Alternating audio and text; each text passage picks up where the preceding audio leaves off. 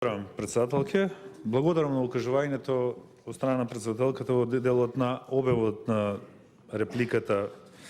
Меѓутоа, треба да стане збор и за суштината на репликата, дали таа е насочена кон онаа што го зборил дискутантот или е нешто однапред испланирано независно од дискусијата на дискутантот. Меѓутоа, за тоа ќе ценат оние што гледаат и слушаат. Колешке Жаклина Лазаревска. Вложувањата во човечки капитал треба да бидат постојани и тој треба да биде систематски процес, како и вложувањата во образованието. Вложувањето во образованието не треба се сведат само на 10% раст на платите. Кажете ми, што повисок квалитет ќе добие еден ученик кога утре ќе се појави на пазарот на трудот, ако вложувањата во неговото образование или создавање на човечки капитал се сведат на зголемувањето на вашата плата кога ќе се вратите некогаш во образованието, кога ќе биде повисока за 10%.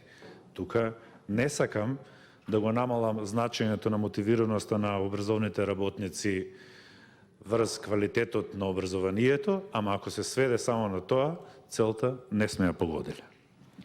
А се гледа дека е само тоа. Со ребалансот инвестициите во образованието беа намалени за 14 милиони евра. Толку околу вашата грижа за образованието.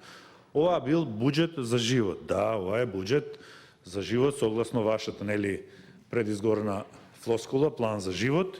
Меѓутоа, сега сакам малку да ве навратам на неконзистентност. Затоа што овој буџет токму тоа го потврдува дека е насочен на предизборна манипулација на граѓаните. Колешка Жаклина Лазаревска, велите дека требало буџетот да биде насочен кон подобрување на животниот стандард на граѓаните и тоа е така. Меѓутоа, тоа треба да биде врз база на потикнување на економската активност и остварување на повисоки стапки на економски раст. Ние се фалиме со некои над 3% раст, кога во ситуација во регионот и изминативе години и за следната година се проектирани рече сите држави во регионот стапки повисоки од 4% или тие стапки повисоки од 4-5% ги оствариле лани или преклани, кога ние се кубуриме со нешто под 3 или над 3. Колешка Жаклина Лазаревска, знаете ли дека гласате за зголемување на придонесите?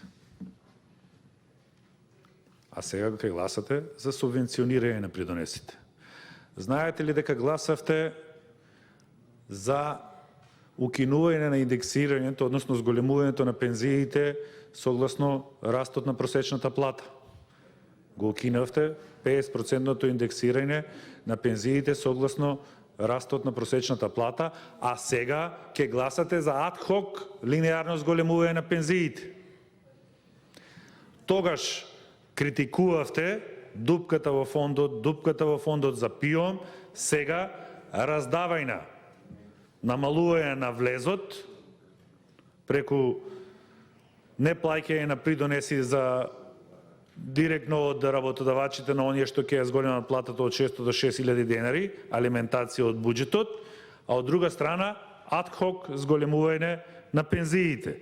Знаете ли дека гласавте за зголемување на акцизата за дизелот за 3,54 денари, а гласавте во оваа собрание за 0 денари акциза за законот за акцизи за европско знаменце, за да можат големите металуршки гиганти да ја загадуваат енормно околината со нафтен кокс како гориво индустријско. Тоа го овозможивте за оние што се во делот на минеролошки процеси, што произведуваат производи од глина, што обработуваат камен, оние што произведуваат цемент.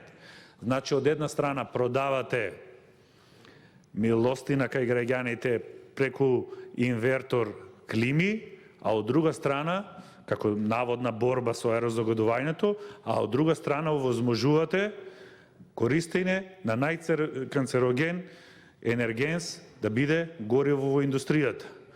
Од една страна продавате приказни за субвенционирање на електрични тротинети, а од друга страна овозможувате 10 пати поголемо увезување на црвена нафта. за која што потребите се околу 5 милиони литри, а се увезуваат 45 до 50 милиони литри годишно со субвенционирана акциза која со се ДДВ 11 денари поевтина од вообичаеното дизел гориво. Тоа вие го овозможувате.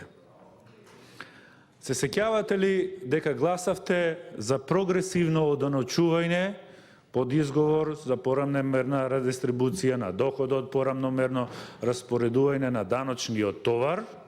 Во оваа собрание, заменик министерката од петни жили ги бранеше позитивните страни на прогресивното одоночување, не беше усвоен ни еден наш амандман, дури оној амандман кој што се однесуваше од прогресивното одоночување да биде тргнат доходот од труд и да биде насочено прогресивното кон дополнителните примања, кон на некој начин одоночување на богатството.